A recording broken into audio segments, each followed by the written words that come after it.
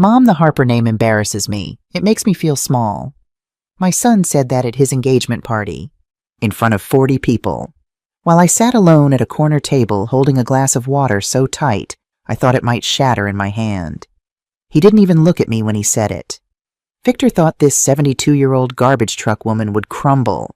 He thought I'd sit there, swallow my shame, and keep writing checks. He was wrong.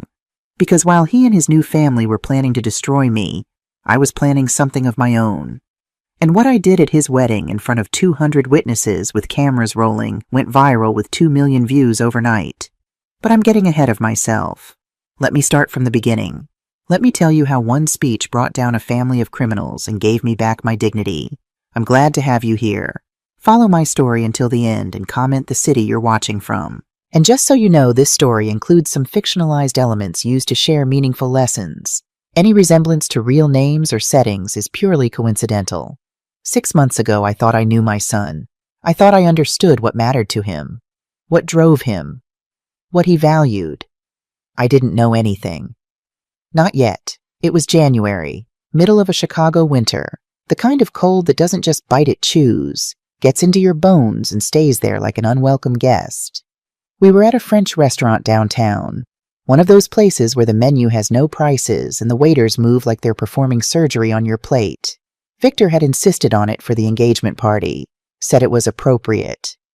I showed up in my navy suit, the only one I owned that wasn't work clothes. I'd pressed it myself that morning, hung it on the bathroom door while I showered so the steam would ease out the wrinkles. It was the suit I wore to funerals and court hearings, and the one time a year I went somewhere that required more than steel-toed boots. Victor was already there with Natalie Prescott, his fiancée. She looked perfect. Hair swept up in some complicated arrangement that probably took 2 hours and $300. A dress that caught the light every time she moved silk, maybe. I didn't know designers, but I knew expensive when I saw it. Her father, Richard Prescott, sat at the head table like he owned the place. Maybe he did. He had that look, jaw set, shoulders squared, eyes scanning the room like he was appraising real estate. There were about 40 people. I recognized 3 faces. The rest were strangers in expensive clothes holding champagne flutes, laughing at jokes I didn't understand. Something about a vineyard in Napa. Something about someone's yacht. I sat at my assigned table not near the front and folded my hands in my lap. A waiter appeared. "Something to drink, ma'am." "Water's fine, thank you." He nodded like I'd said something quaint. I watched Victor work the room. He was good at it. The handshake, the lean in, the laugh that came half a second too late to be genuine. He moved through those people like he belonged there. Maybe he did. Maybe I was the one who didn't belong. At 7:30, Victor stood to make a toast. I figured he'd thank everyone, say something nice about Natalie, maybe mention his mother, maybe glance my way and smile. Instead, he said something that stopped my heart. "Natalie and I have an announcement," he said, grinning. His arm was around her waist. She was beaming. "When we get married, I'll be taking a new name." The room leaned forward. "Victor Prescott Harper." He paused for effect. Prescott first, of course. The room erupted. People smiled, nodded. Someone called out, "How romantic." Someone else said, "So modern." Applause. Champagne glasses rising. I sat there. My water glass felt like it weighed 20 pounds. I looked at Victor, waiting for him to glance my way, waiting for some flicker of acknowledgement, some sign that he knew what he'd just done. He didn't look at me, not once. He was too busy soaking up the attention arm around Natalie, basking in the glow of people who thought erasing your mother's name was progressive. I set my glass down very carefully. My hand was shaking, but I didn't let anyone see. I'd had 72 years of practice at not letting anyone see. I waited, through the rest of the toasts, through the laughter, through Natalie's father standing to say how honored he was to welcome Victor into the Prescott legacy. I waited until the crowd thinned, until people drifted toward the bar or the valet stand, until the energy shifted from celebration to the slow wind down of an evening. Then I found Victor. He was on the outdoor patio leaning against the railing smoking a cigarette. That was new. I didn't know he smoked. The January wind cut through my suit jacket like it wasn't there. My breath came out in white clouds. "Victor," I said quietly. He turned, exhaled smoke into the frozen air. "Mom, hey." He smiled the kind of smile you give a neighbor you barely know. "Great party, right? You're changing your name." "Yeah," he shrugged. One shoulder, casual. Prescott Harper. Nice ring to it, don't you think? I stared at him. At this man I'd carried for 9 months, nursed through fevers, driven to school every morning in a truck that smelled like diesel and coffee. You're putting their name first. Well, yeah. Another drag. Makes sense. Natalie's family is what? My voice came out sharper than I intended. Or maybe exactly as sharp as I intended. Victor sighed. The kind of sigh you give when someone is being difficult, when someone doesn't understand how the world works. Mom, don't make this a thing. It's just a name. Just a name. Something tightened in my chest. Not the familiar ache, the one I'd been ignoring for months, the one that came with shortness of breath and cold sweats at 3 a.m. This was different. This was emotional, not physical. Or maybe it was both.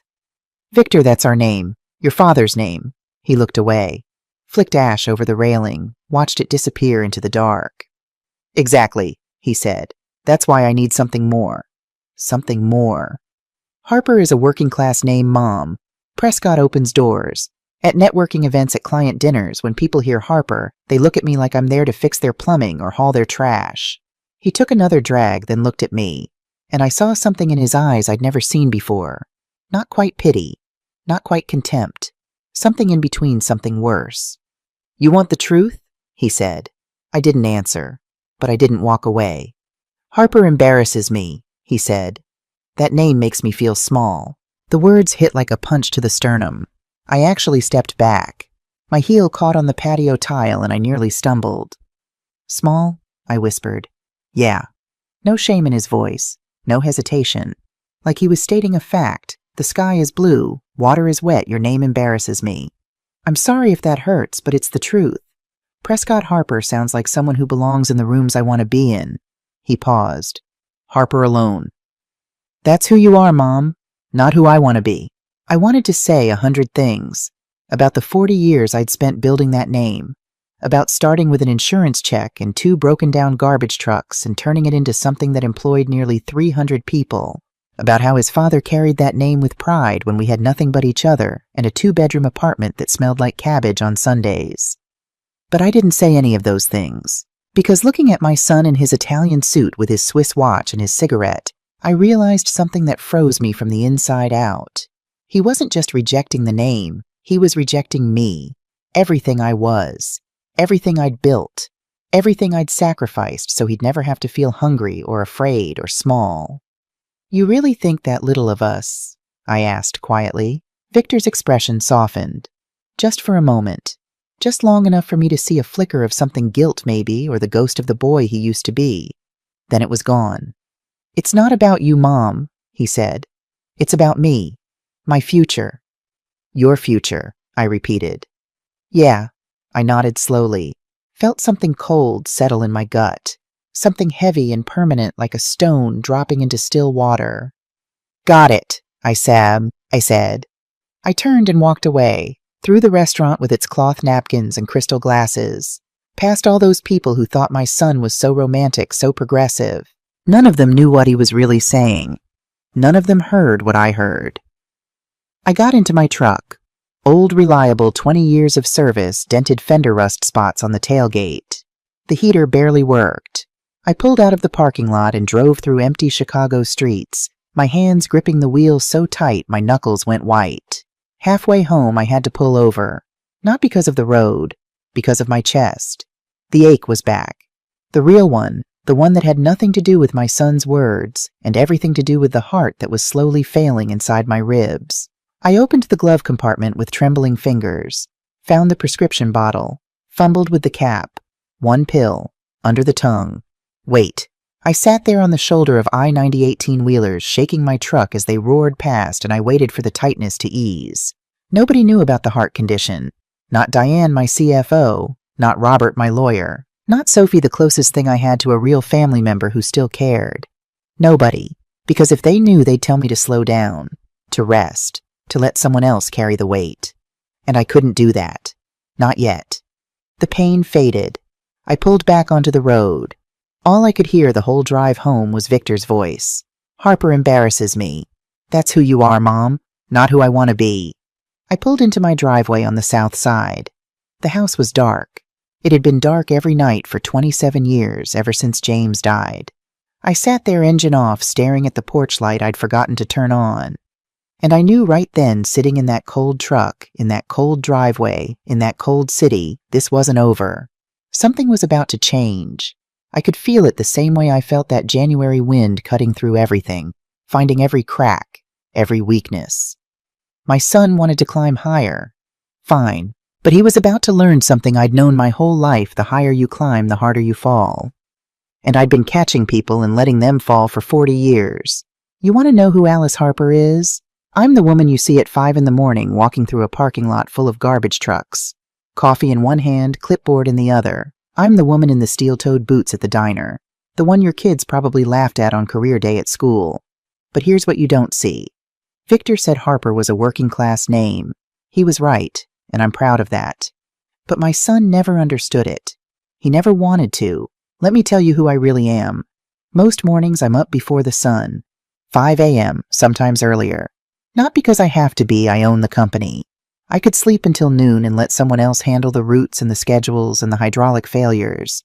I don't, because that's not who I am. That's not who I've ever been.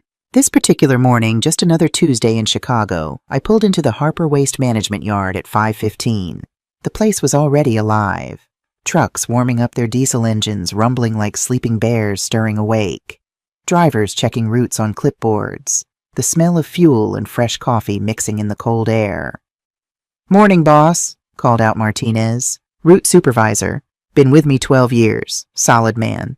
His daughter just got into Northwestern on a scholarship, and he told everyone in the yard about it for 2 straight weeks. "Morning," I said, pulling on my work jacket. Not the fancy kind. The kind with my name stitched on the breast pocket and oil stains that wouldn't come out no matter how many times I washed it. I walked the lot like I did every morning. Checked the trucks, made sure the equipment was solid. Asked the guys about their families, their routes, any problems they were seeing. "Ms. Harper," someone yelled. It was Tommy, one of the new drivers. 23 years old, fresh out of trade school, nervous as a cat in a room full of rocking chairs. "Hydraulics acting up on truck 7, he said. I set down my coffee. "Show me." 20 minutes later, my hands were black with grease, and the hydraulic line was running smooth. Tommy stood behind me, watching like I'd just performed surgery. "Boss, you didn't have to." "Yeah, I did," I said, wiping my hands on a rag that was already more grease than fabric. "Can't have you out there with faulty equipment. Not safe." I had to lean against the truck for a second after standing up. My knees protested. My lower back joined the chorus. And there it was again, the tightness in my chest. Brief, like a warning tap. I took a slow breath. Let it pass. Nobody noticed. That's the thing Victor never got. These weren't just employees. These were people who trusted me with their paychecks, their health insurance, their kids' futures. I didn't sit in some downtown high-rise pretending to be above them. I was with them. Grease under my nails and all. By 7, I was at Frank's Diner. Same booth I'd sat in for 20 years. Same red vinyl seats cracked in places. Same view of the South Side Street, the laundromat across the way, the barbershop that had changed owners 3 times, but kept the same striped pole. Frank Moretti saw me walk in. 74 years old, built like a fire hydrant, hands like baseball mitts from decades of working the grill. "Morning, Alice," he called from behind the counter. "Morning, Frank. The usual." 2 eggs over easy, bacon crispy, wheat toast, black coffee. Same breakfast since I was 30. The diner was full of working people. Construction crew in orange vests. Nurses coming off night shift, still in scrubs, eyes heavy. Transit workers in blue. None of them knew I owned a company worth millions. To them, I was just Alice, the woman in work boots who smelled faintly of diesel. That was fine by me. A couple of guys at the next table were complaining about their boss. Some corporate type who'd never done a day of real work but made 6 figures telling everyone else how to do theirs. They glanced at me. Probably figured I was one of them. I was. Just in a different way. Frank brought my coffee, set it down carefully. He always did, like the cup deserved respect. "How's Victor?" he asked. Something tightened in my chest, the emotional kind this time. "Getting married soon." "That's good. That's real good." Frank wiped the counter. "Good kid." I didn't correct him, didn't say what I was thinking. Frank didn't push. 20 years of friendship had taught him when to ask and when to leave it alone. After breakfast, I headed to the office. Not some gleaming tower downtown, just a simple 2-story building attached to the yard. Brick Practical paid for in cash 15 years ago. My office was on the second floor, small, with a window overlooking the trucks. I could watch them roll out every morning like soldiers heading to the front line. Diane Walsh knocked on the open door at 8:30. She'd been my CFO for 19 years, sharp as a surgical blade and twice as precise. "Morning," she said, setting a folder on my desk. "Monthly numbers." I opened it. Revenue $31.7 million. Employees 287. Profit margins holding steady. "Looking good," I said. Diane smiled. "You know, most CEOs of $30 million companies don't show up covered in hydraulic fluid." I looked down at my hands. Still had grease under my nails. Probably would for the rest of the day. Most CEOs didn't start by driving the trucks themselves. "True enough." She paused. "When are you going to buy yourself a new truck, Alice? That thing in the parking lot is older than half our employees." I glanced out the window. My pickup sat in the lot. 20 years old. Dented. Rusted in spots. The left taillight was held on with duct tape. "Still runs," I said. Diane shook her head, but she was smiling. After 19 years, she understood. It wasn't about money. It wasn't about being cheap. In 2008, during the financial crisis, I'd almost lost everything.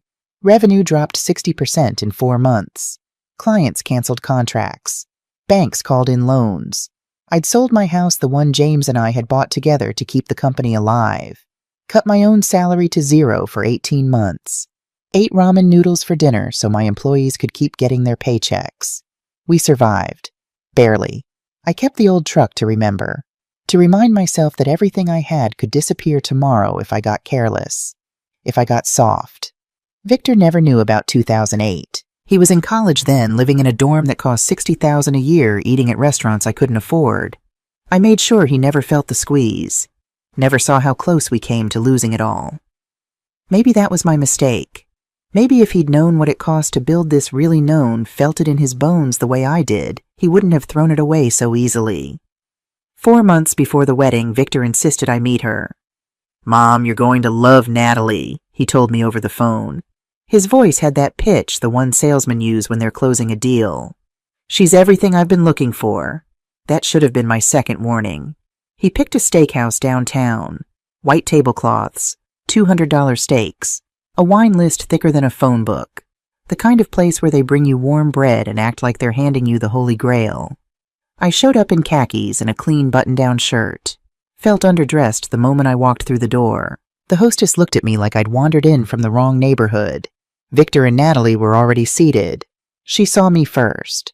Her face lit up with a smile that was wide and warm and absolutely perfectly practiced, like she'd rehearsed it in front of a mirror until every muscle knew its place. "Mrs. Harper?" She stood, air-kissed both my cheeks like we were in some European movie.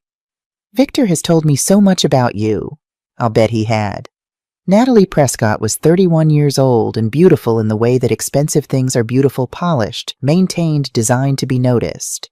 Designer dress, jewelry that caught the light every time she moved, hair and makeup like she'd stepped off a magazine cover. But it was her eyes that told me the truth.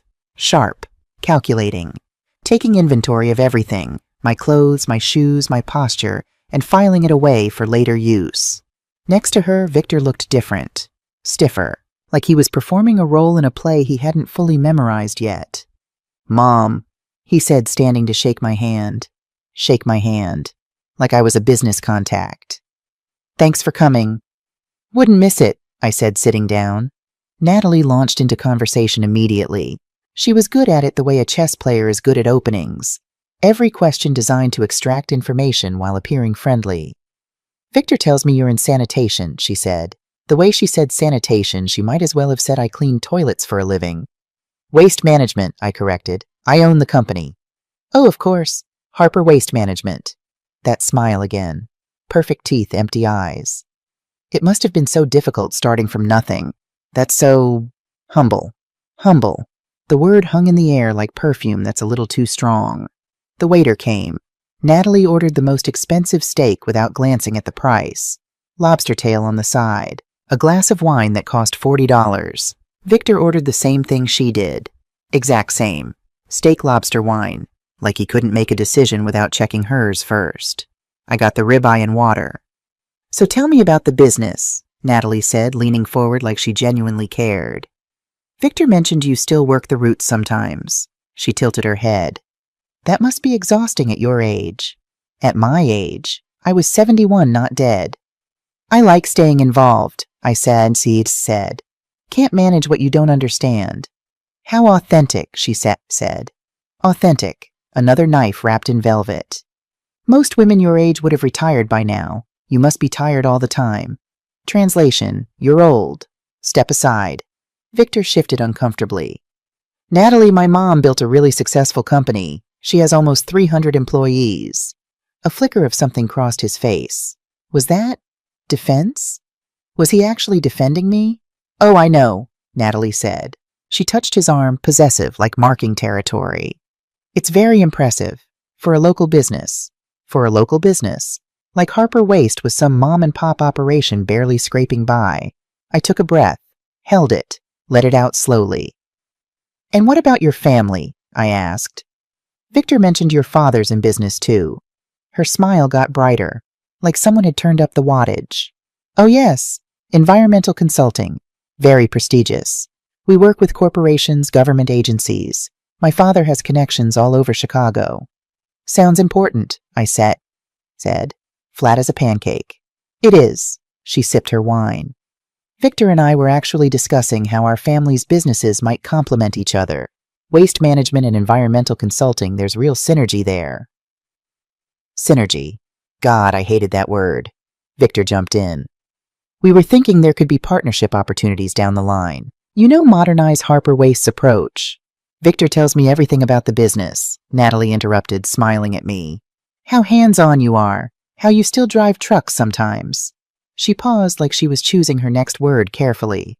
It's so quaint. Quaint. Another insult dressed up as a compliment.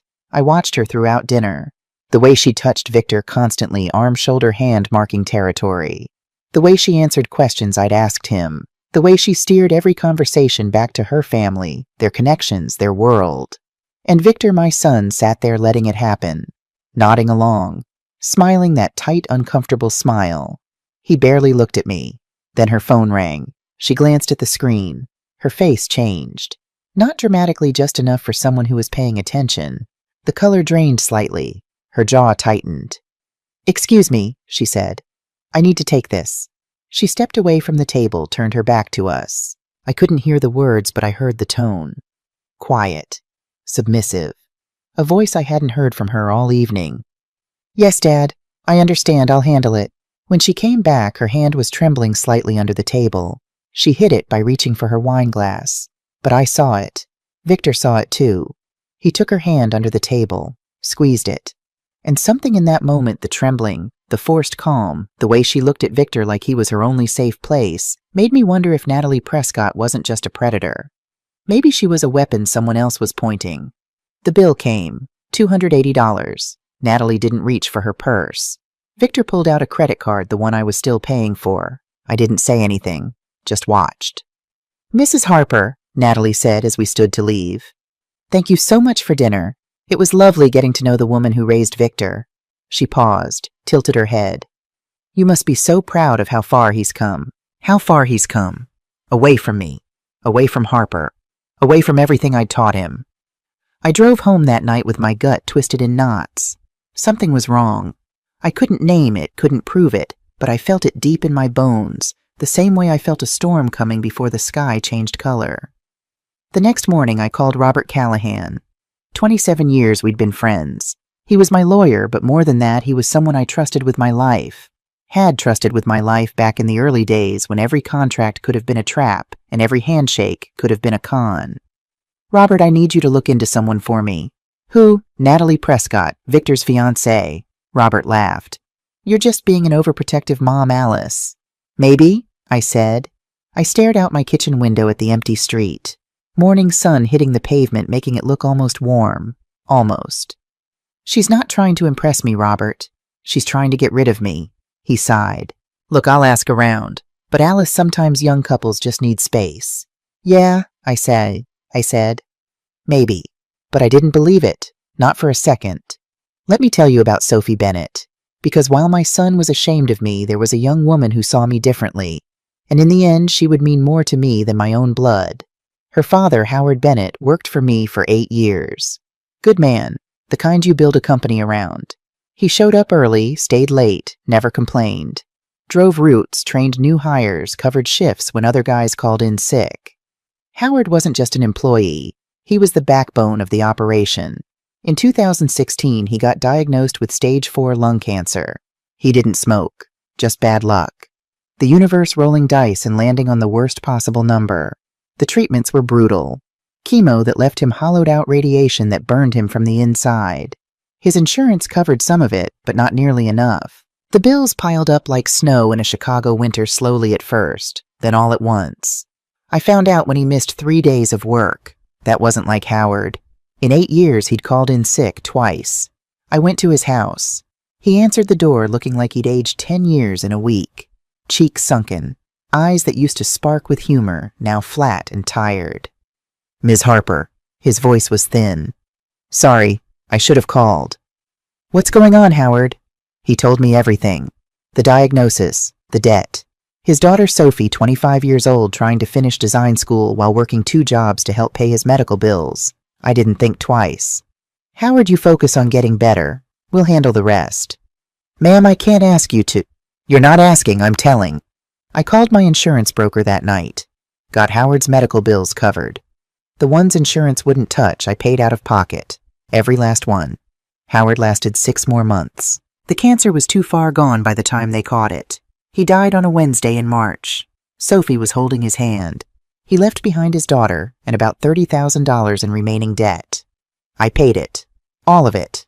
Then I called Sophie, offered her a job at Harper Waste. Administrative work at first, but I told her if she wanted to finish design school, I'd cover the tuition. "Why?" she asked. Her voice was small and broken like glass that had been stepped on. "You don't owe us anything." "Your father gave me 8 years of loyalty," I said. "That means something to me. In my world, that means everything. That was 8 years ago. Now Sophie Bennett was 31 and my best operations manager. Sharp, efficient, loyal to the bone. It was a Thursday afternoon in late March when she knocked on my office door. 3 months before the wedding. "Alice got a minute?" "Always." She came in carrying her laptop and a stack of printouts. 8 years with me, and she still dressed practical, simple blouse, dark pants. No designer labels, no pretension. Her father's watch on her wrist. The only expensive thing she owned, and it was expensive because of what it meant, not what it cost. "I've been running numbers," she said, pulling up spreadsheets. "If we optimize routes in the Northwest sector and shift 2 trucks to early morning pickup, we could increase efficiency by 12%. She turned the laptop toward me. Charts, projections, cost analyses. Revenue impact, $800,000 annually. I studied the numbers. "You sure, Dee? Ran it 3 times. The data is solid." "You're better at this than I ever was, Sophie." She smiled. "I learned from the best boss." We worked through the projections for 20 minutes. Route adjustments, fuel savings, driver scheduling. Sophie had thought of everything, even the impact on overtime costs and vehicle maintenance cycles. Then she hesitated. I knew that hesitation. It meant she wanted to say something that wasn't about spreadsheets. "Something on your mind?" I asked. "Victor's wedding." She paused. "How are you feeling about it?" I'd told Sophie some of it. Not everything. Not about the name change or Natalie's condescension, but enough that she could read between the lines. "Honestly, I'm worried." "About Natalie?" "Something doesn't sit right." Sophie nodded slowly. "Can I be honest, boss?" "Always." She set down her pen, looked at me directly. "From what you've told me, she sounds like she's using him. The way she talks about your family, about the business that's not love, Alice. That's calculation. Maybe I'm just a jealous mother." "You're not jealous," Sophie said firmly. "You're protective. There's a difference. A big one." I looked at her, really looked at her. Sophie Bennett, who'd lost her father at 25, who'd spent 2 years after his death drinking too much, missing classes, almost drowning in grief. I'd pulled her out not by lecturing, not by throwing money at the problem, but by giving her responsibility, by trusting her when she didn't trust herself. She'd told me once over coffee in this same office, "You didn't save me with money, Alice. You saved me by believing I could do something worth doing. And I thought about Victor, who'd had everything handed to him, who'd never struggled, never lost, never had to rebuild from ashes. Victor doesn't know how lucky he is, I said quietly. Sophie's expression softened. People who grow up with everything sometimes can't see what matters. They think success is about the right name, the right address, the right people at your dinner table. She paused. But you taught me different. You showed me that real success is building something that lasts, something that helps people, something that matters when the lights go out and no one's watching. Your father would be proud of you, Sophie. Her eyes got wet. She blinked it back. Professional to the core. I hope so. I know so. Yeah, I did. Sophie lost her father at 25. I lost my husband at 44 when Victor was 8. Maybe that's why we understood each other. We both knew what it felt like to have the ground ripped out from under you. We both knew the value of loyalty because we'd both seen what happened when it was absent. Victor never learned that. He'd never lost anything, never had to fight for anything, never had to choose between groceries and dignity. And now he was throwing away the only name that ever meant anything for a woman who saw him as an investment. Boss, Sophie said, pulling me back. Whatever happens with Victor and Natalie, you know I'm here, right? Whatever you need. I reached across the desk and squeezed her hand. I know. Thank you, Sophie. She squeezed back, and something passed between us, something that didn't need words. Family isn't always blood. Sometimes it's the people who show up when blood walks away. 3 weeks after my conversation with Sophie, mid-April, about 3 months before the wedding, the office was empty. Just Diane and me, the overhead lights humming in the silence. Diane Walsh walked in carrying a folder. Not her usual monthly reports folder. This one was thicker, heavier, and the look on her face told me everything I needed to know before she said a word. She closed the door behind her. That was unusual. Diane never closed the door. Alice, she said quietly. She sat down across from me and placed the folder on the desk between us like it was radioactive. You need to see this. What is it? It's about the Prescotts. My stomach dropped. Tell me. Diane took a breath. In 19 years, I'd seen this woman handle IRS audits, employee lawsuits, and a near bankruptcy without flinching. Whatever was in that folder had shaken her. Prescott Environmental Solutions, she began. The company Richard Prescott runs. It's not what it seems. She pulled out a document. FBI letterhead. My eyes went straight to the highlighted sections. They've been under federal investigation for 8 months. Started last August. For what? Diane's voice dropped lower. Illegal waste brokering, permit fraud, money laundering, hazardous waste trafficking. She looked at me. Alice, they're not environmental consultants. They're criminals hiding behind a legitimate-looking front. I stared at the document. FBI seal at the top. Richard Prescott's name highlighted in yellow. Richard Prescott is facing 15 to 25 years in federal prison, Diane continued, if convicted. The room felt smaller. The humming lights felt louder. And Natalie? I asked quietly. Diane pulled out another set of papers. Credit reports, bank statements. Personal debt of $94,000. Credit cards maxed out. Personal loans. That Mercedes she drives 3 payments behind. That engagement ring Victor gave her, she picked it out herself and sent him the link. She paused. And this isn't her first time, Alice. What do you mean?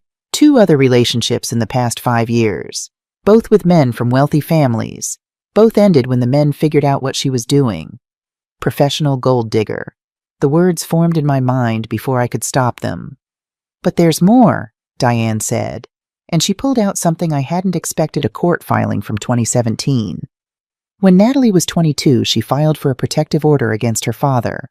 I looked up. Richard. She withdrew it 3 days later. No explanation. Diane leaned forward. Alice, I think she's both. She's doing terrible things, but she might be doing them because she's terrified of her father. I sat with that for a moment. It didn't change what was happening. Didn't make it okay. But it added a layer I hadn't expected. Show me the rest, I said. Diane opened the next section. Emails. Printed exchanges between Natalie and Richard. Between Natalie and Victor. They're planning a merger, Diane said. Prescott Environmental with Harper Waste. The paperwork is already drafted. Once Victor marries into the family, they'll push for it. Make it seem natural, two family businesses coming together. And when the FBI comes knocking, Diane's expression darkened. All the liability transfers to Harper Waste. The criminal charges the fines, everything. We'll be the ones holding the bag. They're framing us. Worse, they're planning to claim you knew about it, that you were complicit. Richard and Natalie walk away clean, claiming they were deceived. You and Victor go to prison. Victor, the word came out hollow. Diane hesitated. Then she pulled out the last set of documents, the ones that would break me. Alice, her voice was barely above a whisper. Victor knows. What? He's part of it. She slid the papers across the desk. Emails from Victor's account, sent to Natalie. The first one dated 3 weeks ago. Mom will never suspect anything. She trusts me. When we're married, we can move forward with the merger. She'll sign whatever I put in front of her. My hands started shaking. Not the heart kind of shaking, the kind that comes when the earth opens beneath your feet. Another email 2 months earlier. My mom is stubborn, but I know how to handle her. I'm the only man in her life since Dad died. She won't deny me anything. I read that line 3 times. I'm the only man in her life since Dad died. She won't deny me anything. He wasn't just complicit. He was a co-conspirator, using my love for him as a weapon, using my grief over James, using everything I'd ever given him to destroy me. There's more, Diane said softly. In another email, Victor talks about selling Harper Waste after the merger goes through. $400 million. Split between him, Natalie, and Richard. You get nothing or you're in prison, so it doesn't matter. I couldn't move, couldn't speak. My son, my only child. The boy I'd raised alone for 27 years. The boy I'd starved myself to put through school. He was planning to destroy me. The tightness in my chest came back. Hard. I reached into my desk drawer, the one with the prescription bottle I kept hidden, and took a pill. Diane saw. Alice, her voice changed, sharpened with concern. What are you taking? Nothing. That's not nothing, is that? She leaned forward. Heart medication. Alice, how long have you, Diane? I looked at her. Whatever she saw in my eyes made her stop. Not now, please. She sat back. But the worry didn't leave her face. I stared at those emails for 2 hours after she left. Read them over and over. Each time the words cut a little deeper. Mom will never suspect anything. She trusts me. She'll sign whatever I put in front of her. Part of me, the mother part, the part that remembered holding him in the delivery room, his tiny fingers wrapped around mine, wanted to believe it wasn't real, wanted to believe the emails were faked or taken out of context, or that there was some explanation that would make it all okay. But I'd built a company from nothing, survived a recession that killed businesses 10 times my size. You don't do that by lying to yourself. The emails were real. My son was betraying me. And then sitting in that quiet office with the hum of fluorescent lights and the distant rumble of garbage trucks returning from their routes, I heard my mother's voice. Ruth Harper, dead 15 years now, but her voice, I'd never forget her voice. Alice, you've got one choice, sink or swim, and that boy is not going to pay for your mistakes. She'd said something like that to me once years ago in a different context. The night James died. When I was lying on the couch, unable to move, unable to think, unable to do anything but stare at the ceiling and wonder how I was supposed to keep breathing, she'd pulled me up by my collar, literally grabbed me and hauled me to my feet. Get up, she'd said. That boy needs his mother, so get up. I got up then. I'd get up now. I locked the documents in my desk drawer, picked up the phone. Robert, I said when he answered, I need to see you tonight. It's urgent. Tonight, Alice, it's almost 9. I know, but this can't wait. A pause. I could hear him thinking. What's going on? I'll explain in person. But Robert, bring everything you need for estate planning. Trusts, inheritance clauses, protection clauses. I took a breath. And bring paperwork for legal adoption. Dead silence. Adoption, Alice, what? Insurance, Robert. I said, I'm buying insurance. Before I tell you what happened next, I need to take you back. Because Victor didn't understand what he was throwing away. He never did. So let me show you what my son could never be bothered to see. I was born in 1953 on the south side of Chicago. Let me tell you about that because you need to understand what Victor was rejecting when he said the Harper name disgusted him. My father, Frank Harper, not Frank Moretti from the diner, a different Frank, drove a garbage truck for the city for 40 years. 40 years of 5 a.m. starts of Chicago winters that froze the hydraulics, and Chicago summers that turned the truck cab into an oven. My mother, Ruth, cleaned houses for families in the suburbs. Families who had swimming pools and 2-car garages while we lived in a 2-bedroom apartment that smelled like the cabbage she boiled every Sunday. We were poor, but we had something Victor never understood. Self-respect. Dad would come home every evening, grease under his fingernails, back aching so bad he'd lean against the doorframe for a full minute before coming inside. He'd wash up scrubbing his hands with that gritty orange soap until the black was almost gone, sit down at our small kitchen table, and eat dinner with us like a king. Never complained. Never apologized for what he did. Never once, not in 40 years, looked at his hands and felt shame. Honest work is honest work, he told me once when I was 12 and crying because a girl at school had called me a garbage kid. He knelt down, put his hands, those big, rough, permanently stained hands, on my shoulders. Alice, the people who look down on what we do, they couldn't last one day doing it. Not one day. Remember that. I remembered. I met James Harper in 1974. He was a nurse at County General Hospital. Night shift mostly. Gunshot wounds and car accidents and overdoses, the ugly side of Chicago that the tourists never saw. I was 21 working sanitation like my father, following his roots, learning the business from the ground up. Most men wouldn't have looked at me twice. A woman driving a garbage truck in 1974, you can imagine the comments, the looks, the things men said when they thought I couldn't hear. But James saw past the uniform, past the grease, past all of it. We met at a diner, not Frank Moretti's place. This was a different one, long gone now. I was sitting at the counter after a double shift, so tired I could barely hold my coffee cup. He sat down next to me, still in his scrubs, and ordered pie. "Rough night?" he asked. "Rough life," I said. He laughed. And that laugh, warm and real and completely without judgment, that's what got me. We got married that same year. Small church on the south side. Her dress was borrowed from her sister. My suit was rented. 20 people. No fancy reception, just cake and coffee in the church basement. Someone's aunt brought a casserole. It was perfect. Victor was born in 1989. Late in life for us, I was 36, James was 38. We'd given up on having kids. Then surprise, I held him in the delivery room, this tiny screaming thing with his father's chin and my stubborn forehead, and I made myself a promise. He would have a better life than mine. He would never know what it felt like to be hungry, never know what it felt like to wear shoes with holes and pretend it didn't matter. That promise, I kept it. Maybe too well. James died in 1997. Car accident. Night shift at the hospital. Some drunk driver ran a red light at the intersection of Ashland and 47th. James was driving home after 12 hours of stitching up other people's emergencies. He never got to stitch up his own. Victor was 8 years old. I was 44. The insurance company sent a check. $87,500. That was what my husband's life was worth, apparently.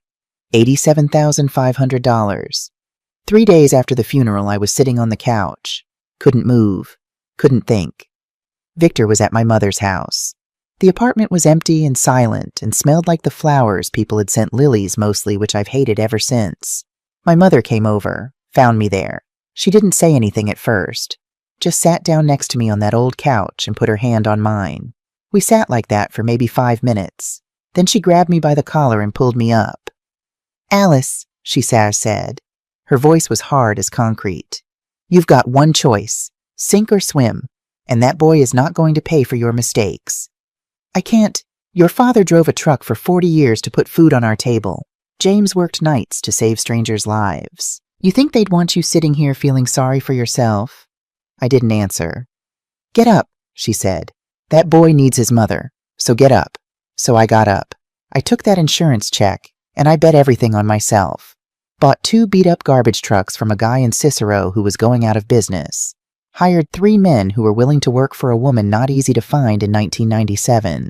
Victor did his homework in my office every night while I made phone calls, chased contracts, begged for business. I'd tuck him into a sleeping bag on the office couch, then go back to the desk and work until 2 in the morning. It was brutal. The first year, 3 companies refused to give me contracts because I was a woman. One guy, I'll never forget this, looked me dead in the eye and said, "Lady, go home and take care of your kid." I didn't say anything. 2 years later, when his company went bankrupt, I bought his contracts. Every single one.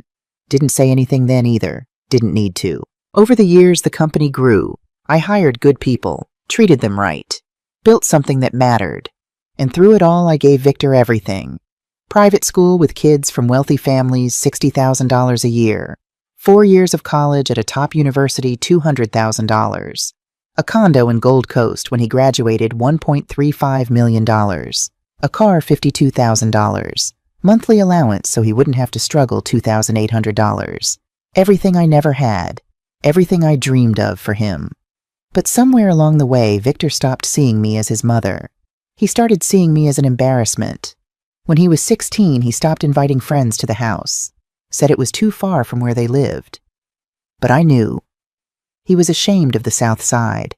Ashamed of the modest house. Ashamed of the mother who came home smelling like work. When he was 20, he stopped mentioning what I did for a living.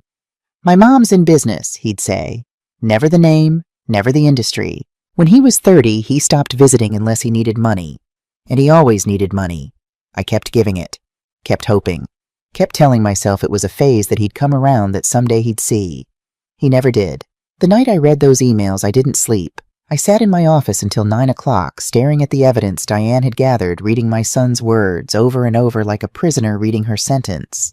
Then I picked up the phone. Robert, I said, I need you to come to the office, tonight. Alice, I know what time it is. How fast can you get here? A pause. Robert Callahan had known me for 27 years. He knew the difference between Alice who needs advice and Alice who's already made up her mind. 30 minutes, he said.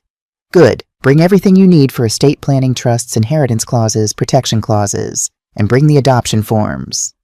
I'll have coffee ready. At 9:40, headlights swept across the parking lot. Robert's black sedan pulled up next to my truck. He climbed out carrying a leather briefcase, moving fast for 69.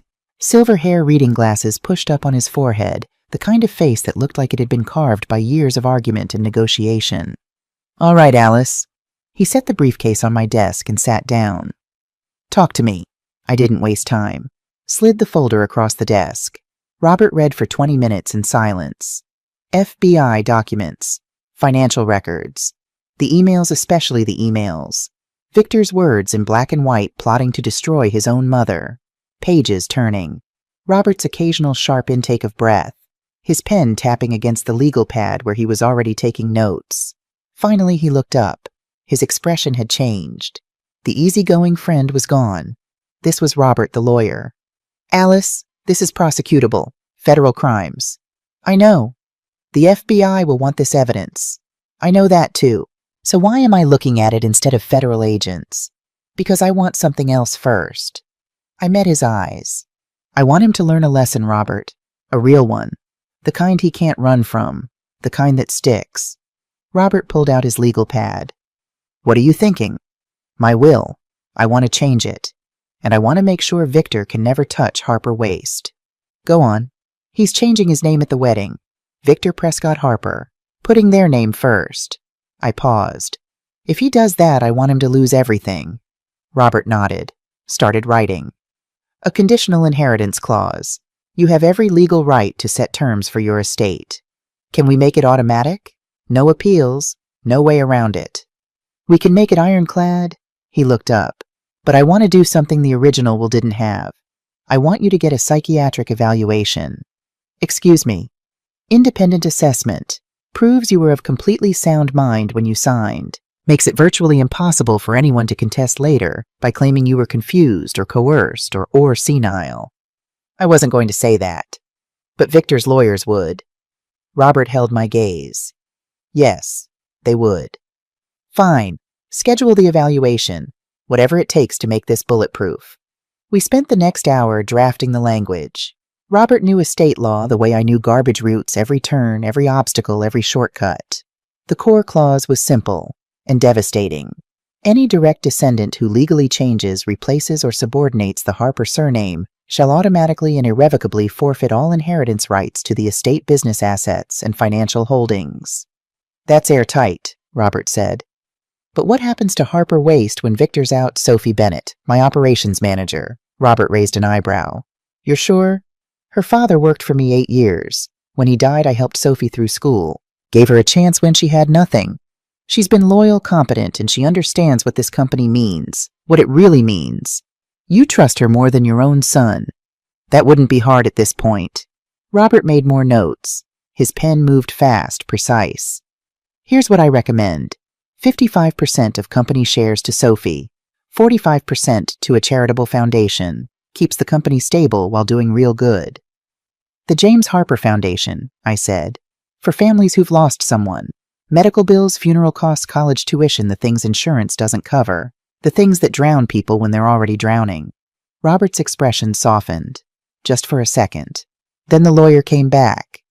James would have liked that. Yeah, I said. He would have. Now if we're giving Sophie 55% of a multi-million-dollar company, we need to make it bulletproof.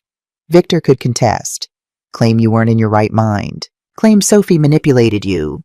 How do we prevent that? Adopt her, legally. Adult adoption under Illinois law, it's straightforward. A petition, a hearing, Sophie's consent. 2 to 3 weeks to process through the courts. Once it's done, she has the same legal standing as Victor. Equal footing. Something settled in my chest. A quiet certainty like a key turning in a lock. Sophie Bennett Harper, I said. Yeah, I said. Exactly. Robert pulled out different forms. I'll draft the adoption papers tonight. But Alice, there's something you need to understand. I waited. If Victor backs out, if he doesn't change his name, the clause never triggers. He keeps his inheritance. This only works if he walks into it willingly. He'll walk into it, I said. He's too proud not to. And if he does, there's no going back. This will be irrevocable. You'll be cutting off your only son. I looked at the photo on my desk. Victor at 8 years old, first day of 3rd grade, missing 2 front teeth, grinning like the world was made of candy. Something in me cracked. Robert, I said, and my voice came out smaller than I wanted. Am I doing the right thing? He studied me for a long moment. You're protecting yourself, Alice. I'm cutting off my son. He cut you off first, when he called your name an embarrassment, when he planned to put you in prison. Robert leaned forward. You're just making it official. I picked up the pen. My hand shook. I stared at the signature line, thought about the boy in the photo, the baby I'd held in the delivery room, the teenager who'd asked me to teach him how to drive in the truck, the real truck, Mom, the big one. Then I thought about the emails. Mom will never suspect anything. She trusts me. The boy I'd raised was gone. The man sitting in that Gold Coast condo, plotting with criminals to steal my life's work, that man was a stranger. I signed. Robert called in 2 associates who didn't know me or my family, independent witnesses. A notary arrived 20 minutes later. We signed, dated, sealed. The will stays sealed until triggered, Robert explained. Attorney-client privilege. Victor won't know until he changes his name. And by then it'll be too late. Robert walked me to the door. Past midnight now. The parking lot was empty except for my truck and his sedan. When are you telling Sophie? He asked.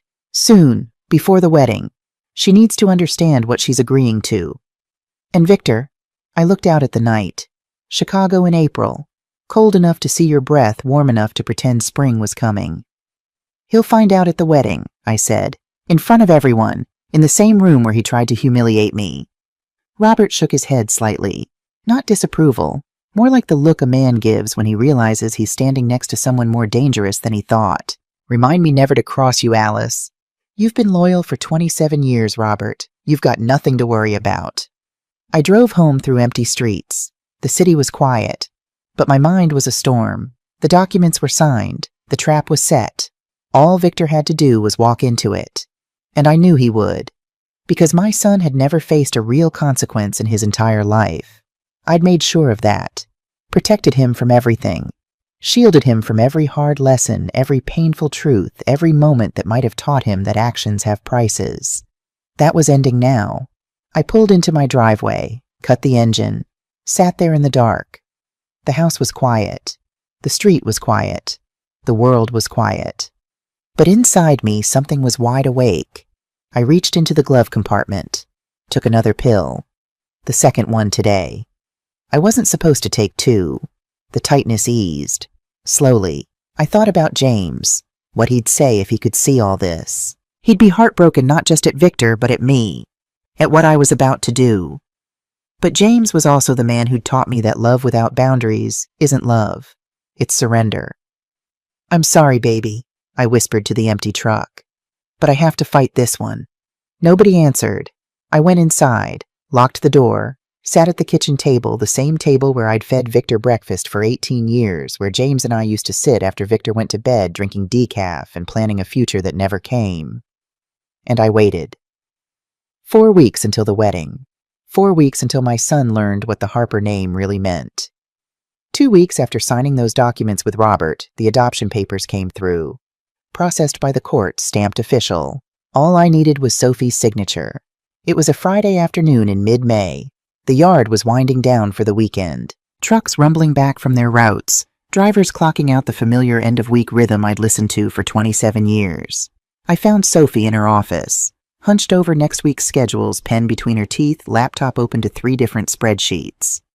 "Sophie," I said from the doorway, "can you stay a few minutes after everyone leaves? I need to talk to you." She looked up. I saw the flash of worry cross her face the way it always did when I asked for something outside the routine. "Is everything okay? Did I mess up the efficiency report because I double-checked the—" "You're not in trouble," I said. "Just stay, please." Of course. An hour later, the building was empty, just the two of us and the hum of the overhead lights. Sophie came to my office. She walked in the way she always did, straight-backed professional hands clasped in front of her, like a student reporting to the principal. 9 years she'd worked for me. 9 years of proving herself every single day. And she still thought I might fire her. "Sit down, Sophie." She sat, perched on the edge of the chair like she might need to bolt. I'd rehearsed this conversation for 2 weeks, practiced the words in my head while driving routes, while lying awake at 3 in the morning, while sitting in Frank's diner, staring at coffee I wasn't drinking. Now, sitting across from her, every rehearsed word disappeared. "I need to ask you something important," I said. Sophie nodded, still anxious. "I want to legally adopt you, make you my daughter, Sophie Bennett Harper." She froze. Not a small freeze, a full stop, like someone had pressed pause on a movie. Her eyes went wide. Her lips parted, but nothing came out. "I've already drawn up the papers with my lawyer," I continued. "They've been processed through the courts. Everything's legal. All that's left is your signature." I paused. "If you want to." Sophie stared at me for what felt like a full minute. Then her eyes filled. "Alice, I don't deserve this." "Don't deserve it." I leaned forward. "Sophie, you've earned this. Every day for 9 years. But Victor," her voice cracked on his name. "He's your son. Your real son." Something shifted in my chest. That word, real. "Victor made his choice," I said. "He doesn't want the Harper name. You do." "I don't understand. Why me? Why—" "Your father, Howard, was one of the best men I ever knew. When he got sick, I didn't help because I was generous. I helped because that's what family does." I held her gaze. "And when he died, I hired you for the same reason. Not charity. Family." Sophie wiped her eyes with the back of her hand, professional to the core even when she was breaking apart. "You gave me a chance when no one else would," she whispered. "And you proved yourself 100 times over. I'd be a fool not to see that." She looked down at her hands. Her father's watch caught the light. Can I have one night to think about it?" "Of course." She came back the next morning. I was at my desk pretending to read a report. I'd been staring at the same paragraph for 20 minutes. Sophie walked in. No hesitation this time. She stood in front of my desk, shoulders squared, chin up. "I want to be a Harper," she said. "I want to carry that name." Something loosened in my chest. Something that had been coiled tight since January, since that engagement party, since my son looked through me like I was glass. "Then let's make it official." I pulled out the papers Robert had prepared, set them on the desk between us. Sophie read through them slowly, carefully. Her hands trembled as she turned the pages. When she reached the signature line, she looked at me. "You're sure?" "I've never been more sure of anything." She signed. Her handwriting was neat, precise, like everything she did. Sophie Bennett. Soon to be Sophie Bennett Harper. I signed below her name. Dated it. It was done. Sophie stood, came around the desk, and before I could react, she hugged me. Not a polite hug, not the kind you give a boss or a colleague. A real hug, tight and desperate, and full of everything words couldn't carry. I hugged her back, held on longer than I expected to, longer than I planned. "If we're doing this," I said when she finally pulled away, "you should probably stop calling me boss." Sophie laughed through her tears. A real laugh, messy and wet and beautiful. "What should I call you?" I thought about Victor, about all the times he'd called me Mom before he started pretending I didn't exist, before he decided I wasn't worth introducing to his friends. "Call me Mom," I said quietly. Her face crumpled. "Mom?" she whispered, testing the word, feeling its weight. "Yeah," I said. My own voice was rough. "That's right." She hugged me again. I gained a daughter that day, a real one, someone who understood what the Harper name actually meant. And in 6 weeks at a wedding I was paying for, I'd make sure everyone else understood it too. 1 month before the wedding, Frank's Diner, I gave Victor one final opportunity to prove me wrong. One last chance to show me the boy I'd raised was still in there somewhere. He failed. I chose Frank's Diner on purpose. The place where I'd eaten breakfast for 20 years. Where Victor used to sit across from me as a kid drawing on paper napkins with crayons while I drank coffee and read the morning paper. I thought maybe the place itself would remind him, would pull something out of him, some memory, some feeling that Natalie and her father hadn't managed to kill yet. I arrived at noon, ordered coffee, waited. Victor showed up 20 minutes late. "Sorry, Mom." He slid into the booth. No explanation. Just sorry, like the word was a skeleton key that opened every lock. He was wearing a suit that probably cost $3,000. Italian cut, perfectly tailored. He looked at the diner, at the cracked vinyl seats, the laminated menus, the coffee stains on the Formica table like he was slumming it. Frank came over with menus. "Your boy?"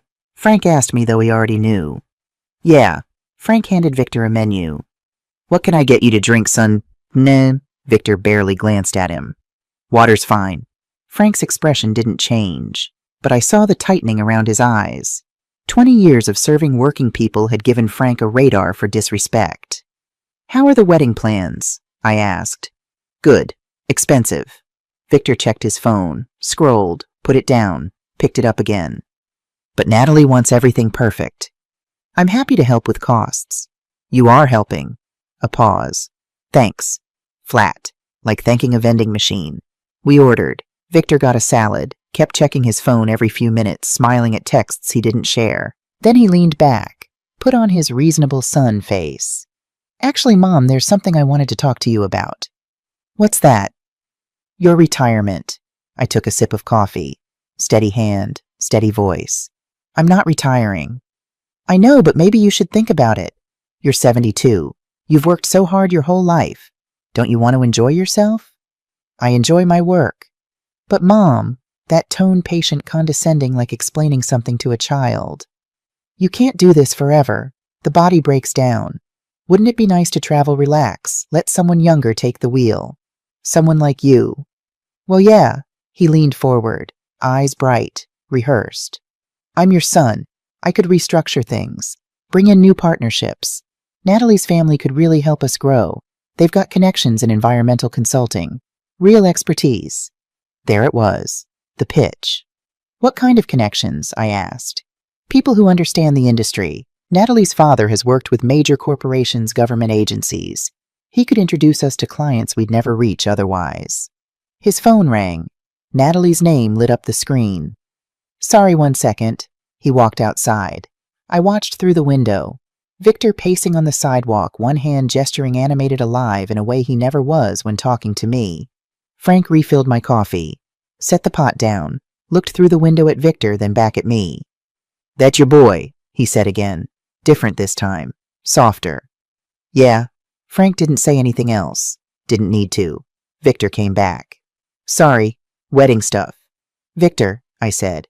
"What happens to the Harper name?" He blinked. "What do you mean?" "The company. It's called Harper Waste Management. Would you keep that?" He hesitated. Just a beat, but I caught it. A micro-expression. The slightest twitch of his jaw. "Maybe rebrand," he said carefully. "Something more modern, but we can talk about that later. My coffee tasted like ashes. The check came. Victor didn't reach for it. I paid. Like I always paid. Like I'd been paying for everything his entire life. Outside, Victor gave me a quick hug, the kind you give someone you're trying to get away from. "Think about it, Mom," he said. "You've earned a rest." "I'll think about it," he smiled. "I knew you'd come around. Love you, Mom." He walked to his car, drove away. I stood in the parking lot watching his taillights disappear. Frank came out, wiped his hands on his apron. "You okay, Alice?" "Yeah." "That boy." Frank shook his head slowly. "He don't see you. Does he?" "No," I said. "He doesn't." That night the chest pains came back, worse than before. Not the gentle squeeze I'd grown used to.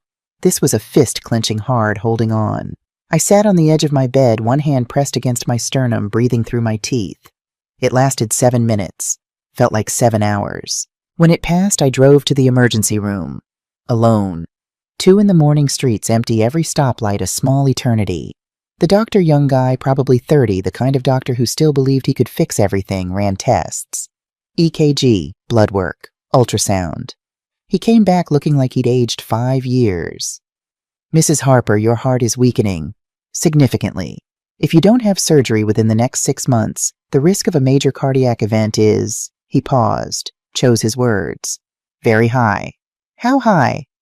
"High enough that I'd strongly recommend you reduce stress immediately and schedule the procedure as soon as..." "I'll think about it," I said. He stared at me. "Mrs. Harper, this isn't something you think about. This is..." I said I'll think about it. "Thank you, doctor." I drove home in the dark. Didn't tell anyone. Not Diane, not Robert, not Sophie, because if they knew they'd try to stop me. They'd tell me to rest, to let it go, to let Victor and the Prescotts win. And I couldn't do that. Not with 4 weeks left. 4 weeks until the wedding. 4 weeks until my son learned the truth. If my heart was Saturday. Early July, hottest day of the summer. The kind of Chicago heat that rises off the pavement in waves, makes the air shimmer, turns the city into a slow-cooking oven. I arrived at the hotel at 4 o'clock. Downtown Chicago. Crystal chandeliers in the lobby. 200 guests. Valet parking. A red carpet at the entrance. An actual red carpet like this was the Oscars instead of a wedding. I wore a new suit. Bought it specifically for today. Dark blue, well-fitted, nothing flashy. I'd had my hair done that morning at the salon on 53rd Street, where I'd been going for 30 years. I still felt out of place walking through those marble corridors. Celeste Beaumont, the wedding planner, intercepted me. Clipboard in one hand, earpiece in the other, moving with the controlled urgency of an air traffic controller. "Mrs. Harper, you're at..." She checked her chart. "Table 14. Table 14. "Not the head table?" I asked, though I already knew the answer. Her smile was professional, practiced, and completely empty. "Oh, that's reserved for the bride's immediate family and the couple's inner circle." Table 14 was in the back corner of the ballroom, behind a decorative pillar. The kind of placement that said everything about where I ranked in my son's world. My table-mates' distant relatives Victor barely knew, and a couple of high school friends he hadn't spoken to in 15 years. At the head table, raised on a platform center of the room, draped in white flowers, there was an empty chair. The father of the groom's chair. The mother of the groom's chair. My chair. Empty. Sophie arrived 20 minutes later, found me at table 14 and sat down beside me. "Mom," the word still sounded new, precious. "This isn't right." "It's fine," I said. Let them have their moment. Until when, I checked my watch. Soon. The ceremony was beautiful. I'll give them that. 5:30. Ballroom transformed. White flowers cascading from every surface. Candles flickering. A string quartet playing something classical, Pachelbel maybe. The kind of music that's designed to make you feel things whether you want to or not. Victor stood at the altar in a custom tuxedo. $5,000 easy. He looked handsome. He looked like his father. That's what hurt the most. Natalie walked down the aisle in a dress that cost $15,000. I knew because I'd seen the invoice. Paid for it, too. Along with the flowers, the catering, the venue, the photographer, the string quartet, and the red carpet nobody needed. They exchanged vows, rings, kissed. 200 people applauded. I sat at table 14 behind the pillar and watched my son marry a woman who was helping her father plan to put me in prison. Sophie squeezed my hand once. I squeezed back. The reception began at 6:30. French cuisine, 3 courses, wine pairings. I barely touched my food. I watched the head table. Victor and Natalie at the center glowing, orbiting each other. Richard Prescott to Natalie's right, silver hair, expensive suit, the kind of calm that comes from knowing you've rigged the game. Natalie's mother, Eleanor, sat at the far end. I watched Eleanor. She hadn't smiled once all evening. Hadn't spoken to anyone. Her hands stayed in her lap, motionless, like a woman sitting in a waiting room for news she already knew was bad. Every time Richard spoke, Eleanor looked away. She was afraid of him. It was written all over her, in the set of her shoulders, in the way she flinched when his voice got too loud, in the way she held her wine glass without drinking from it. I recognized that fear. I'd seen it in women who came to me looking for work after leaving bad situations. Women who'd spent years making themselves small so someone else could feel big. Eleanor Prescott wasn't celebrating her daughter's wedding. She was enduring it. At 7:30, the speeches began. Richard stood first, tapped his champagne glass with a silver spoon. The room fell silent. "Today," he said, his voice carrying with practiced authority, "we welcome Victor into the Prescott family, a family built on tradition, on excellence, on legacy." Applause, nods, smiles. Natalie went next. "I want to thank my incredible family. The Prescotts have given me everything, a foundation, a name, a future. And I'm so grateful that Victor wants to be part of that." More applause. Then Victor took the microphone. My heart, my broken, failing, stubborn heart, started beating faster. "I have an announcement," he said, grinning, that salesman's grin. "Something I'm really excited to share." The room leaned forward. "As of this morning, I have officially and legally changed my name." The AV tech paid for by me brought up an image on the screen behind Victor. A legal name change certificate, official stamps, signatures. Victor Prescott Harper. Prescott first, Harper second. "This is my tribute to Natalie's family," Victor continued. "The people who welcomed me with open arms and showed me what it means to belong to something bigger than yourself." The room erupted. 200 people standing, clapping, raising glasses. Someone near the front called out, "That's beautiful." Natalie kissed Victor. Richard stood and shook his hand. Photographers' cameras flashed like lightning. I sat at table 14, behind the pillar, watching my son celebrate, erasing my name. Sophie looked at me. Her jaw was tight. Her eyes were fire. "Mom!" I stood up. The applause was still going when I started walking. Slow, steady, like I had all the time in the world. The first person to notice was one of Victor's old friends at my table. He nudged the person next to him. Then someone else turned. Then another. Conversations died. Heads swiveled. The applause faltered. Then stopped. 200 people watching a 72-year-old woman in a blue suit walk from the back corner of a ballroom toward the front. Something about the way I moved, unhurried, deliberate, inevitable, made them go quiet. Victor saw me. His face went white. "What?" he started. Natalie grabbed his arm, fingernails digging in. "What is she doing?" Richard Prescott half rose from his chair. His eyes narrowed, calculating, wondering if he could stop what was already in motion. Too late. I reached the front, picked up the microphone from the DJ stand. The screen behind me still showed Victor's name change certificate. I turned to face the crowd. 200 faces, 200 phones already rising. "Good evening, everyone." My voice was steady. Steady as the trucks that rolled out of my yard every morning at 5 a.m. Steady as the woman who'd built an empire from an insurance check and 2 broken-down garbage trucks. "I'm Alice Harper, mother of the groom. Thank you all for coming to celebrate my son's wedding." I paused. "The wedding I paid for." Uncomfortable silence. A few nervous laughs. Someone coughed. "Now, Victor just made a very important announcement about his name, and I think it's only fair that I make one too." Victor's face wasn't just white anymore. It was gray. "Mom," he started. I held up one hand. He fell silent. "You see," I continued, "there are some things about the Prescott family that I think everyone here should know." I let the words land, watched them ripple through the room like a stone dropped in still water. Prescott Environmental Solutions, the company Richard Prescott runs, is currently under FBI investigation for environmental crimes. Gasps, whispers, heads turning toward Richard. Richard shot to his feet. This is outrageous. Sit down, Richard.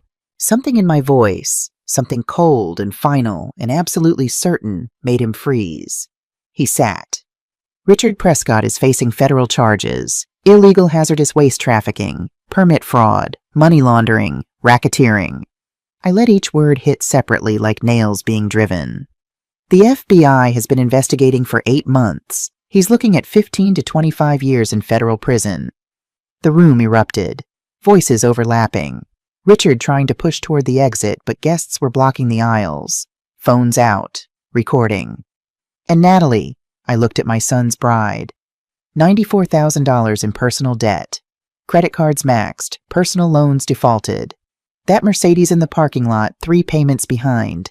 That dress she's wearing financed over 18 months. Natalie's face contorted. You have no right. They had a plan, I said, talking over her. Marry my son, merge their failing criminal enterprise with my company, and when the FBI came knocking, they'd pin their crimes on me.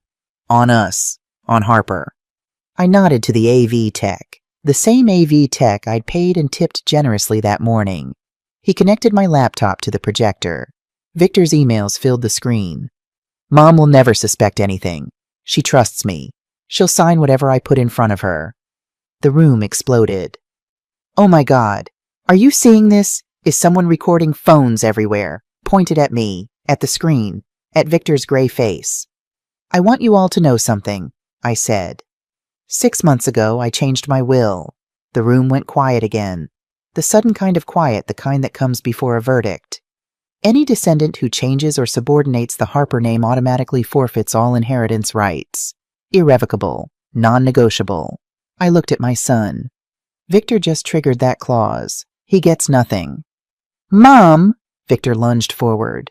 2 hotel security guards, the ones I'd hired and briefed that morning, stepped in. Held him back. Professional. Firm. Not rough, but not gentle either. Sophie, I said. Come here, sweetheart. Sophie stood from table 14, walked to the front.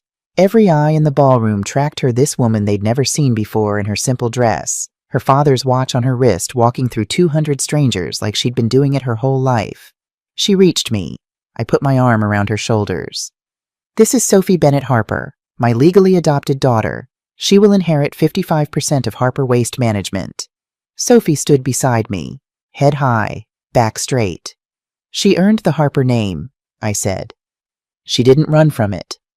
The remaining 45% goes to the James Harper Foundation, a charity named after my late husband, Victor's father, the man who would be heartbroken to see what his son has become. I looked at Victor, really looked at him. Victor, you said Harper was a working-class name. You were right. It is. I paused. And you were never strong enough to carry it. The room detonated. Natalie spun on Victor, screaming, You said she'd never find out. You promised me. Shut up, Natalie. Don't you tell me to shut up. This is your fault. Richard was trying to leave.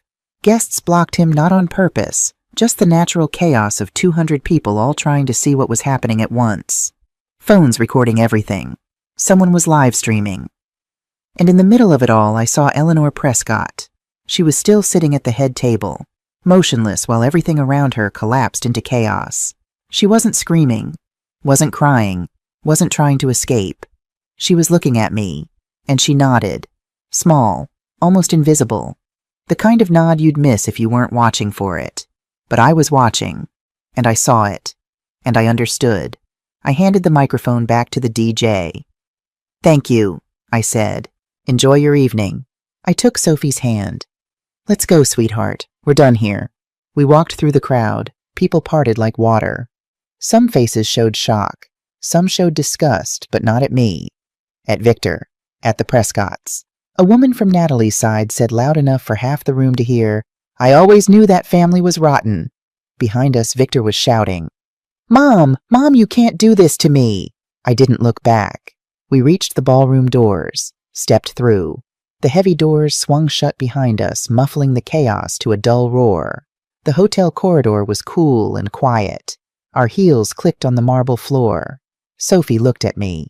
Her eyes were wet, but her voice was steady. Are you okay? I thought about it. Really thought about it. About Victor in there. His perfect wedding destroyed his perfect plan, exposed his perfect new name worthless. About Natalie screaming accusations. About Richard trapped by his own guests. About Eleanor's quiet nod. About James. About what he'd think. What he'd want. Yeah, I said. I'm okay. We walked out into the Chicago night. July heat, city lights, traffic sounds the smell of lake water and exhaust. My truck was in the parking lot. 20 years old. Dented. Rusty. The left taillight still held on with duct tape. Sophie looked at it and laughed. A real laugh, the kind that breaks the tension like sunlight through storm clouds. Seriously, Mom, you just publicly destroyed the Prescotts, and you're driving home in that? This truck is paid for, I said, and it's mine, just like the Harper name. I started the engine. It coughed once, like it always did, then caught. As we pulled out of the lot, I could see people streaming out of the hotel entrance. Phones still up, still recording, still posting. By morning, it would be everywhere. I reached into the center console, found the pill bottle, shook one out, swallowed it dry before Sophie could notice. My heart was hammering, not just adrenaline. The real thing, the broken thing inside my chest reminding me it was still there, still failing, still running out of time. Not yet, I told it. Not yet. Where are we going? Sophie asked. Frank's Diner, I said. I'm hungry, and I need coffee. Sophie smiled, leaned back in the passenger seat, rested her head against the window. Best idea I've heard all night. I drove through Chicago, past the fancy hotels and the expensive restaurants and the red carpets and the crystal chandeliers. Back to the South Side, back to cracked vinyl booths and laminated menus and coffee that cost $1.50. Back home. The morning after the wedding, I woke up to 41 missed calls. All from Victor. I sat at my kitchen table, the same table where I'd fed him cereal every morning for 18 years, where James and I used to drink decaf after he went to bed and watch the screen light up again. Victor, Natalie, a number I didn't recognize. Victor again. I powered the phone off and made coffee. The video had gone viral overnight. Someone at the wedding, probably dozens of someones, had posted clips to every platform that would take them. By Sunday morning, it was everywhere. Mother exposes son's betrayal at wedding reception. Chicago businesswoman's shocking speech goes viral. Wedding from hell, mother of the groom drops bombshell. 2 million views in 48 hours. The comment section was a war zone of praise and pity, and people who had opinions about a family they'd never met. This woman is a legend. I'm crying. Someone hug this mother. Best wedding speech in history. My face was on the local news. Channel 5 ran it at noon, Channel 7 at 6. A reporter from the Tribune left 3 voicemails. They called me a hero. I didn't feel like a hero. I felt like a woman who'd just amputated her own arm to save the rest of her body. The surgery was necessary. That didn't mean it didn't hurt. By Monday, the consequences hit like a freight train. Victor called 63 times. I knew because I checked the blocked call log before deleting it. His texts escalated through the day like a fever climbing. Morning, Mom, please. I need to talk to you. Afternoon. You're ruining my life. Do you understand that? Evening. I'll sue you. I swear to God I'll sue you for everything. I blocked his number. Permanently. Natalie's lawyer contacted Victor with divorce papers on Tuesday. Grounds fraud and misrepresentation. She claimed Victor had promised her millions, that the marriage was based on lies. She kept the Gold Coast condo. The deed had been transferred to her name a week before the wedding. Smart girl. Terrible person, but smart. Richard fired Victor from Prescott Properties by email. Not even a phone call, just an HR notice. Effective immediately due to reputational damage to the firm. Victor tried other companies. Real estate firms. Property management groups. Commercial developers. Nobody would touch him. The video was too public. His name, Victor Prescott Harper, was now permanently linked to fraud, betrayal, and a mother's heartbreak broadcast to 2 million strangers. Friday afternoon, he showed up at Harper Waste. Ray Thompson stopped him at the gate. Ray was 61, built like a refrigerator, and had been guarding that gate for 14 years. Sorry, Victor. Ray's voice was firm but not unkind. Boss says no visitors. Ray, come on. Victor's voice cracked. 5 minutes. That's all I need. 5 minutes with my mom. Can't do it. Orders are orders. I watched from my office window, second floor behind the glass. Victor stood in the parking lot, keys dangling from one hand, the other hand pressed against the back of his neck like he was trying to hold his own head up. He looked smaller than I'd ever seen him. Not the small he was afraid of, the kind that comes from Italian suits and Swiss watches. The real kind. The kind that comes from realizing you've destroyed the only thing that mattered. I turned away from the window. Sophie handled the media. Every reporter got the same response: Harper Waste Management has no comment at this time. Every email got the same auto-reply. She didn't flinch, didn't waver. The employees talked, of course they did. But they stayed loyal. They knew what Victor had tried to do. Word travels fast in a company of 287 people. That week I met with Robert. "The will is airtight," he said. "Victor filed a contestation through his lawyer, but it won't hold. The psychiatric evaluation sealed it. You were of sound mind, independently verified. The name change clause is crystal clear. He triggered it voluntarily. Case closed." "Good." Robert studied me. "How do you feel?" "Empty," I admitted. "Not like I won, just empty." "That's grief," Robert said quietly. "You lost your son this week, Alice. Not literally, but you did." I didn't argue. He was right. That Sunday night I sat alone in my living room and watched the viral video for the first time.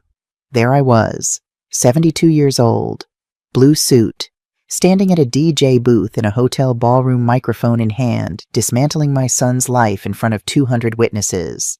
The comments called it justice. It didn't feel like justice. It felt like surgery without anesthesia. I closed the laptop, took my heart medication, sat in the dark, and waited for whatever came next. 1 week after the wedding, Sunday afternoon, 3 people on my porch: Victor, Natalie, Richard, standing there like they had a right to be, like showing up uninvited was something reasonable people did. I looked through the window first. Across the street, Mrs. Patterson's curtains twitched. South Side Chicago, everyone knows everyone else's business. I opened the door, stood in the frame, didn't step aside. "Alice," Richard said, smooth, controlled, boardroom voice. "We need to talk." "No," I said. "We don't." Victor stepped forward. He looked terrible, unshaved, wrinkled shirt, dark circles carved under his eyes like someone had scooped out the flesh with a spoon. "Mom, please, 5 minutes." "Natalie's divorcing me," he said. "I don't have a job. I don't have anywhere to go." "Sounds like your problem." "I'm your son." "Are you—" I crossed my arms. "Because last I checked, you're Victor Prescott Harper now. The Harper part's just decoration. Isn't that what you wanted?" He flinched, like I'd slapped him. Richard took a step forward. The smooth voice shifted just slightly, an edge underneath. "Alice, let's be reasonable. We can still make this work. Merge the companies. You take 60% control. We clean up our act. Everyone benefits." "Everyone benefits," I repeated. "You were planning to send me to prison. That was worst-case scenario planning. We would never have actually—" "I don't do business with criminals, Richard." His jaw tightened. The mask slipped just for a second. Underneath was something cold and calculating and very, very dangerous. Then the mask came back. "Think carefully, Alice. You're making enemies you don't want." "Is that a threat?" "It's reality." He held my gaze. "The business world is small. You'll regret this." I stepped back and closed the door, locked it, stood there with my hand on the knob listening to muffled voices outside. Victor shouting, Natalie shouting at Victor, Richard on his phone, his voice sharp and clipped. Through the window I watched them climb into Richard's black Mercedes.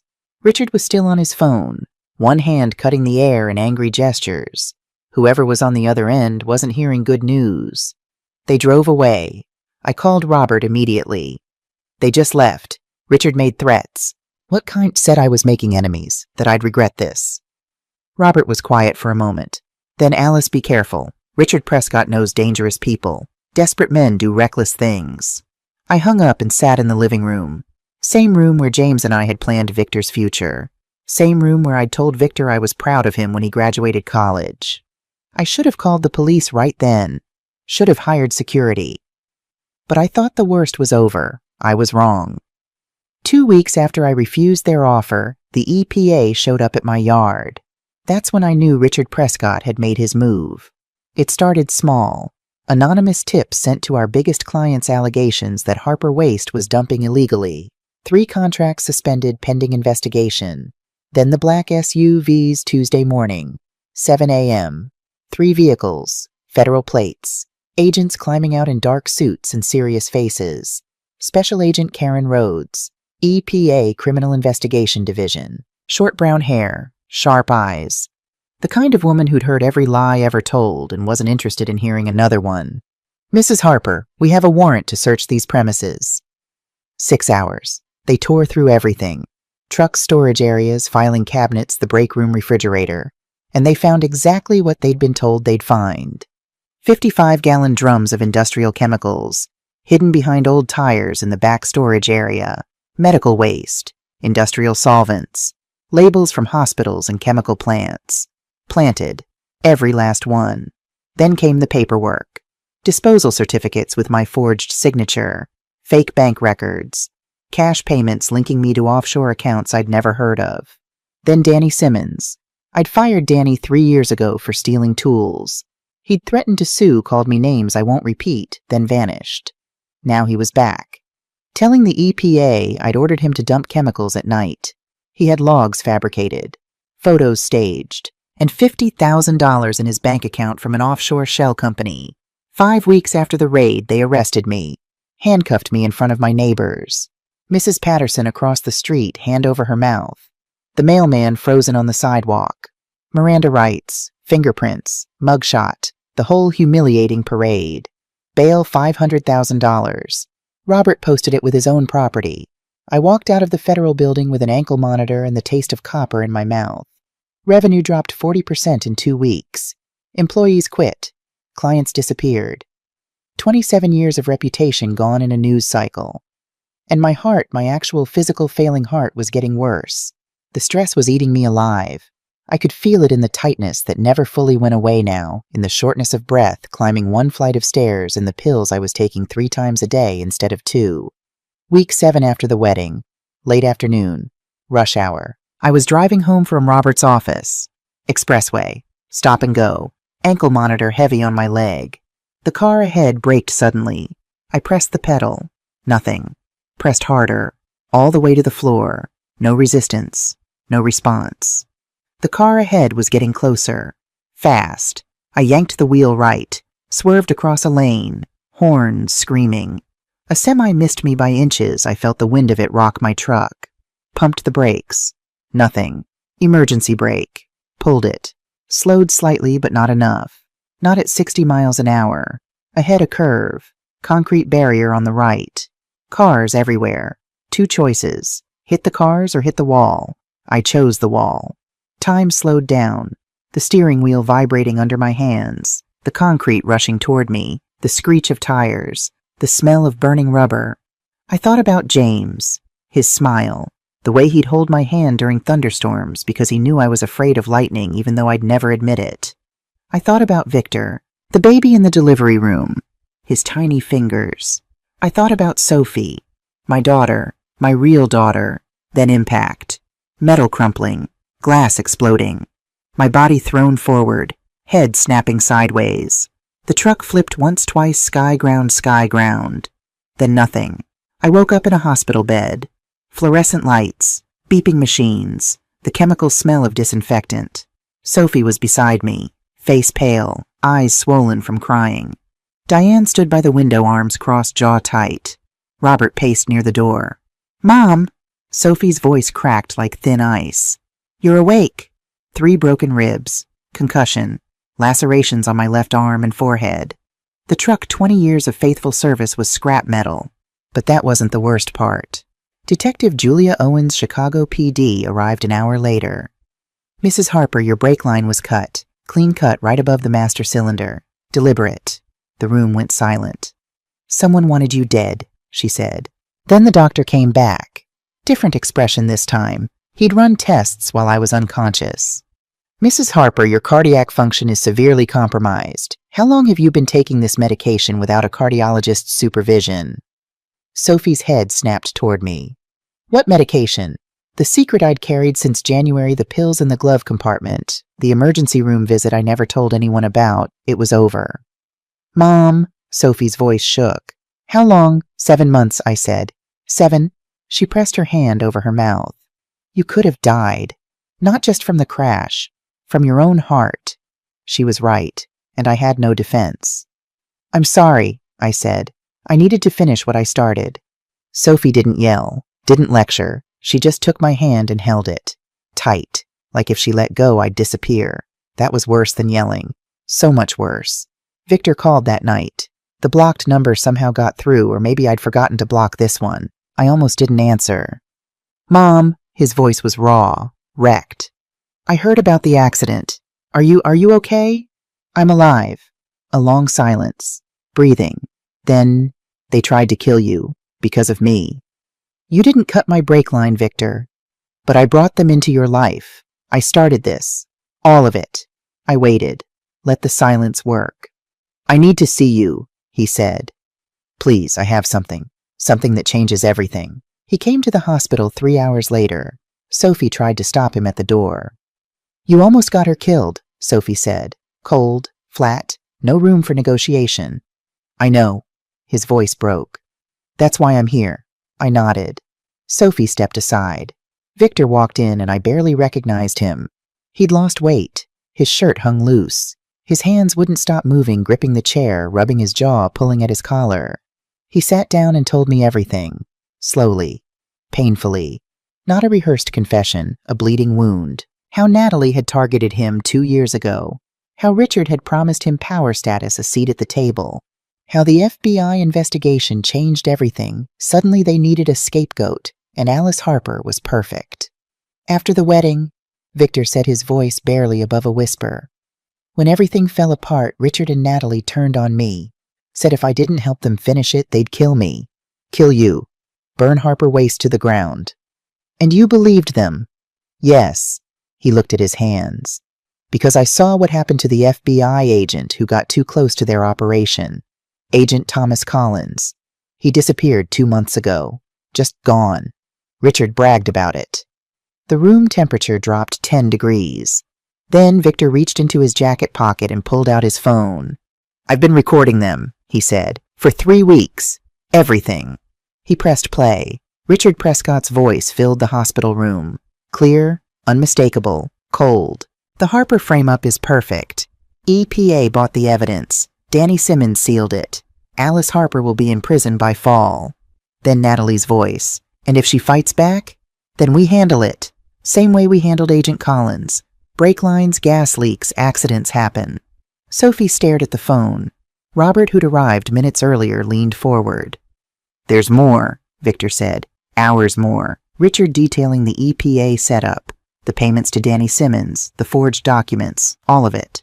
Robert took the phone, listened, made notes. His expression went from grim to granite. This is admissible, he said. Illinois is a one-party consent state. Victor recorded conversations he participated in. It's legal. Victor looked at me. I'll testify. Against Richard. Against Natalie. Against everyone. His eyes were wet. I'll take whatever punishment I deserve. I just want to make this right. I studied my son's face, looking for the con, looking for the angle, looking for the salesman who'd sat across from me at Frank's Diner talking about synergy and rebranding. I didn't find him. What I found was a 35-year-old man who'd made terrible choices and was finally willing to pay for them. You've got a long road ahead, Victor, I said. I know. This doesn't fix everything. It doesn't fix most things. I know that too. I held out my hand. He took it. We didn't hug, didn't cry, just held on. Together, he asked. I hesitated. 1 heartbeat. 2. Together. The trial lasted 3 weeks. Federal courtroom, downtown Chicago. I won't drag you through every day. You've been patient enough. The highlights: Diane testified on day 2. 5 years of financial records, offshore accounts, shell companies' payments to Danny Simmons. Every transaction traced to the Prescotts. Under cross-examination, the defense tried to shake her. Diane Walsh didn't shake. 19 years of balancing the books for Alice Harper had made her unshakable. The FBI confirmed the anonymous tip that led them to Harper Waste came from a burner phone purchased by Richard Prescott. Danny Simmons recanted on the stand, broke down crying, admitted Richard paid him $50,000 and threatened to make him disappear like Agent Collins if he didn't testify against me. Victor took the stand on day 8. No designer suit, no expensive watch, just a man telling the truth for the first time in years. The recordings played through the courtroom speakers. Richard's voice, Natalie's voice, every word a nail in their coffin. Then the moment nobody expected, Eleanor Prescott took the stand, Natalie's own mother, called by the prosecution. Richard went white.